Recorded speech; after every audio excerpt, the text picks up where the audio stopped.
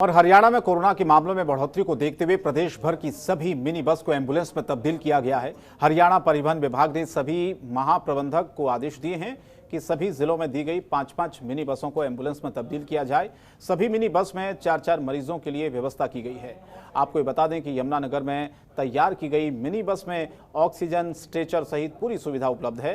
PP kit भी यहाँ पर दी गई है। इसके अलावा ड्राइवर को संक्रमण से दूर रखा जाए, इसके लिए भी बसों में पूरे इंतजाम किए गए हैं। बसों में पार्टीशन बाकायदा किया गया है। रोडवेज के प्रबंधक लेखराज और वर्क्स मैनेजर विक्रम कंबोज ने बताया कि मुख्यालय से आदेश आने के बाद सभी 5 मिनी बस को एम्बुलेंस में तब्दील कर दिया गया है। उन्होंने ये भी कहा कि इससे सभी तरह की सुविधाएं उपलब्ध रहेंगी और साथ ही साथ जो मरीज दर दर की ठोकरें खा रहे हैं उनको अब थोड़ी सी राहत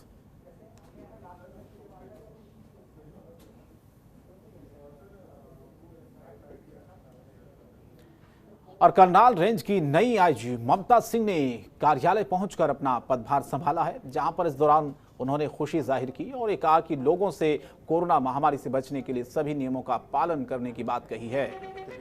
उनके सामने जो भी चुनौती होगी वो उसे दूर करने की पूरी कोशिश करेंगी। भारती अरोड़ा के तबादले होने के अगले ही दिन नई आईजी ममता सिंह ने अपना पदभार संभाला। उसके बाद दफ्तर में उन्होंने विधिवत साइन कर अपना पद ग्रहण किया। आईजी मैम का एक स्वागत करते नजर आ रहे हैं। भारत की बेटी है हरियाणा पुलिस का मैं हिस्सा हूं और 3 साल का डेपुटेशन करके भारत सरकार में वापस आई हूं। रही चुनौतियों के बाद हरियाणा पुलिस और किसी भी राज्य की पुलिस के लिए चुनौतियां तो दिन ब दिन आती ही हैं और जो भी यहाँ चुनौतियाँ होंगी, फिलहाल तो जो कोविड की जो एक महामारी फैली हुई है, ये पुलिस के लिए इसको ही निपटना एक बहुत बड़ी समस्या है।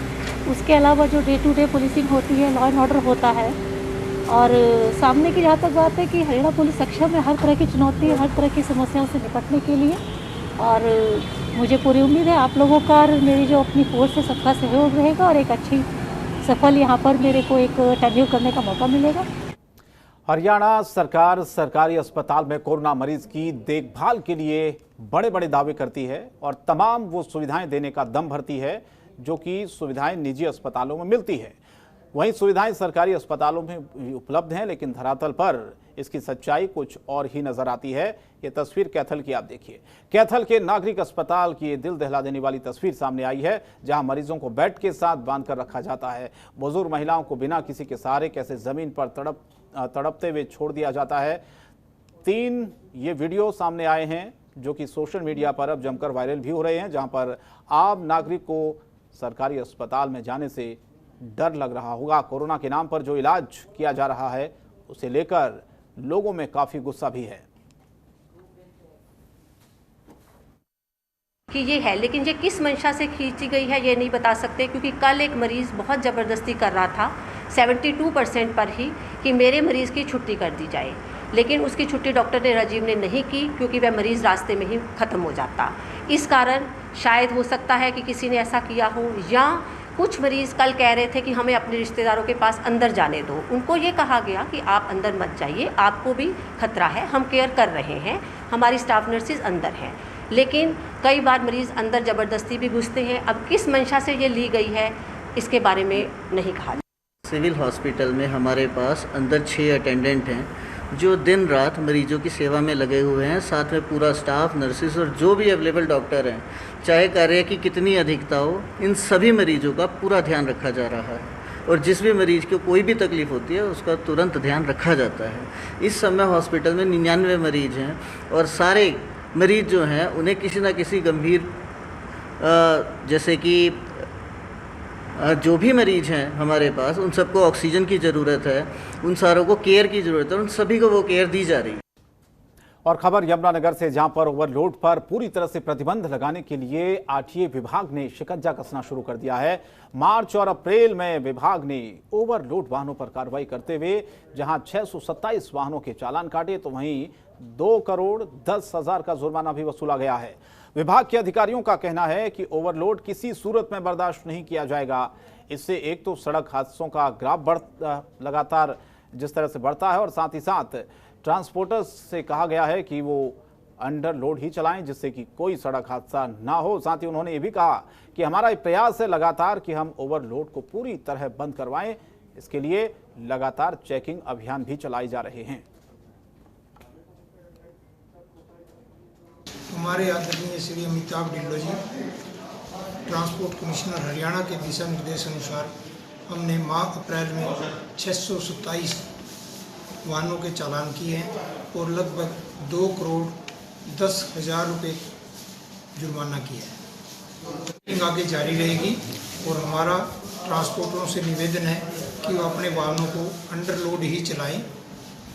इससे जनता की सुरक्षा भी रहेगी और उसके वाहन की भी बचत होगी।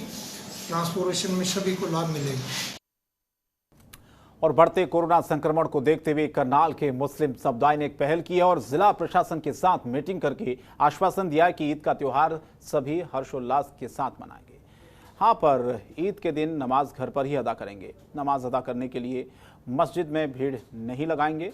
देखा जाता है कि ईद की नमाज अदा करने के लिए सब मस्जिदों में जाते हैं, पर इस समय लॉकडाउन भी है और महामारी कोरोना का कहर लगातार बढ़ता जा रहा है। इसीलिए मुस्लिम समुदाय के लोगों ने पहले गांव में ये संदेश पहुंचाया कि सब अपने घर पर नमाज अदा करेंगे और ये जानकारी हर मस्जिद के मौलवी तक भी पहुंचाई गई है। उसके बाद कुछ लोग जो ज़िला प्रशासन से मिलेंगे और साथ ही साथ ज़िला प्रशासन को आश्वासन दिया गया है कि वो घर पर ही रहकर नमाज अदा करेंगे। ज़्यादा भीड़ इकट्ठी ना करें, ये भी हिदायत प्रशासन की तरफ से दी जा रही है और इसी का पालन भी अब किया जाएगा। धर्मनगरी कुरुक्षेत्र में लॉकडाउन के चलते सब्जियों के दाम गिरने लगे हैं, जिस वजह से किसान बर्बादी की कगार पर हैं। किसानों का कहना है कि सब्जी उगाने में इतना खर्च आता है कि मंडी में जाकर फसल बेचने से कुछ भी मुनाफा नहीं होगा। किसानों का यह कहना है कि मंडी में ग्राहक नहीं है, जिस वजह से दाम नहीं मिल पा रहे हैं। लॉकडाउन के चलते खेतों में फसल सड़ रही है। उन्होंने चेतावनी दी है कि अगर हालात नहीं सुधरे तो किसान बर्बाद हो जाएंगे। क्षेत्र से मैं 5 साल से खेती कर रहा हूँ, लेकिन और 3 किले धनिया के और 1 किला शिमला मिर्च का लगाया था, जिसकी लॉकडाउन की वजह से सब्जी मंडी में बिक नहीं रही है। इसकी तुड़वाई पूरी नहीं होती, मंडी में ले जाते हैं तुड़वा कर, लेबर भी पूरी नहीं होती। बाकी खर्चा तो बाद की बात है, जो खर्चा होता है इसके ऊपर। बस मैं तो गवर्नमेंट से यही कहना चाहूँगा कि किसान वर्ग की तरफ या मध्यम वर्ग या निम्न वर्ग की तरफ ध्यान। और करनाल के सेक्टर 14 में रात के समय चोरों ने एसबीआई बैंक के एटीएम को निशाना बनाने का प्रयास किया, लेकिन वो सफल नहीं हो पाए। सेक्टर 14 के एसबीआई बैंक के एटीएम पर रात के समय कोई गार्ड नहीं रहता है और रात को एटीएम का शटर लगाकर उस पर ताला जड़ दिया जाता है और उसी का फायदा उठाते हुए चोरों ने इस वारदात को अंजाम देने की कोशिश की, लेकिन वो सफल नहीं हो पाए। चोरों ने एटीएम का ताला तोड़ा और लेकिन किसी वजह से चोरों ने एटीएम का शटर पूरा नहीं खुल पाया। आधा शटर खोलकर ही वो वहां से भाग गए, जिसके बाद सुबह जब गार्ड आया तो शटर टूटने की जानकारी पुलिस को दी। मौके पर पहुंची पुलिस एटीएम के पास लगे सीसीटीवी को चेक करने लगी और फिलहाल पुलिस इन चोरों की तलाश में जुटी हुई है।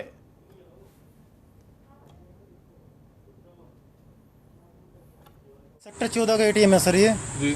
जैसे ही सर मैं यहाँ पे आता हूँ तो सर सुबह रात को सर यहाँ पे लॉक कर देते हैं सर, बंद करके चले जाते हैं सर 8 बजे।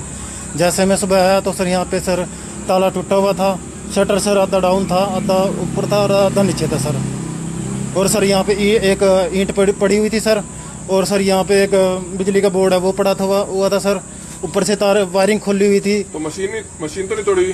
हाँ, मशीन तो सर आके ही पता चलेगा उनके सर, वैसे टूटी नहीं हुई है मशीन। क्या नाम आपका? मेरा नाम संदीप। खबरों के निष्पक्ष विश्लेषण के लिए सब्सक्राइब करें Jantantra TV and press the bell icon. Never miss any update.